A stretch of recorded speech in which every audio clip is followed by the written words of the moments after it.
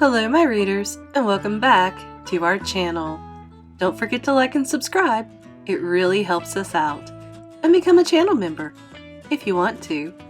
Today we're going to read another picture book classic, and this one is The Wind in the Willows. So let's get into it, shall we? Once there was a mole who lived in the riverbank in a gloomy burrow. He lived all by himself and only came out of his burrow at nighttime. One day, Mole decided he wanted to see what the river looked like during the day. He stopped what he was doing and scampered out of his burrow into the daylight. "Hello there!" On the other side of the river was a friendly-looking rat. Mole waved. "Hello," he said. Ratty waved back. Mole wanted to explore, and Ratty was very happy to be Mole's guide. "Let's go for a boat ride," said Ratty. "I've got lots to show you." So the two set off, rowing slowly down the river. "Ratty," said Mole, "who are you friends with?"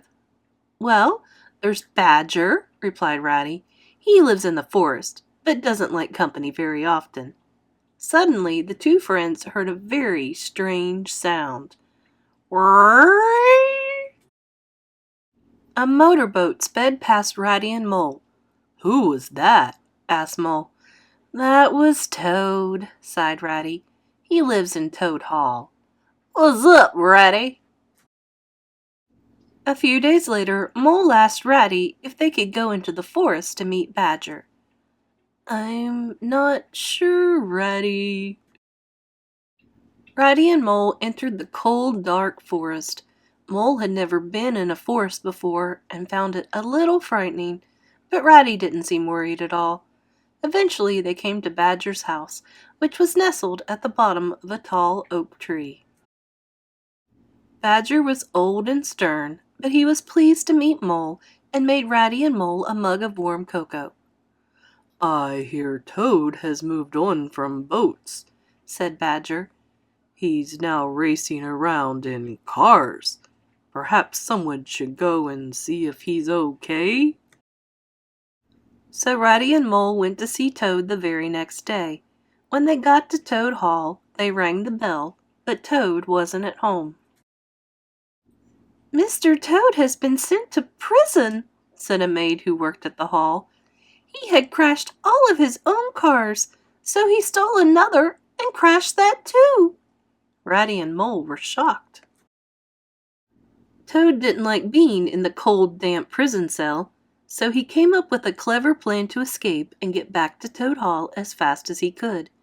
He borrowed the clothes of an old washerwoman to use as a disguise and dressed in her skirts. He sneaked past the prison guard and made his escape. "Now home to Toad Hall!" he cried.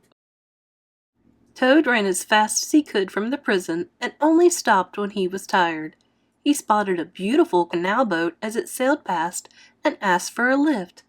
"Faster! Faster!" Chug, chug.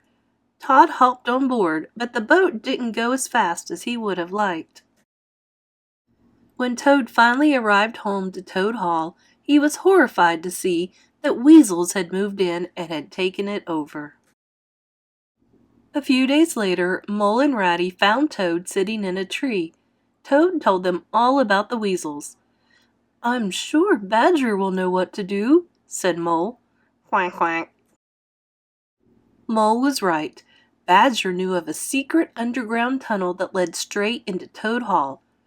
"If we work together," he said, "we will be able to surprise those weasels and scare them off."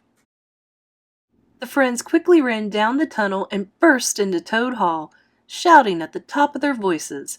The weasels were so surprised that they ran in all directions, desperately trying to escape. They were terrified of the giant Badger and his fearsome friends. It wasn't long before all the weasels had run out of Toad Hall and back over the fields, never to be seen again. Toad Hall was Toad's once more. "Good riddance," said Toad, dancing about. "And how good it is to be home!" Badger looked at Toad and crossed his arms. "Now, "What are you going to do about the car you stole?" he asked.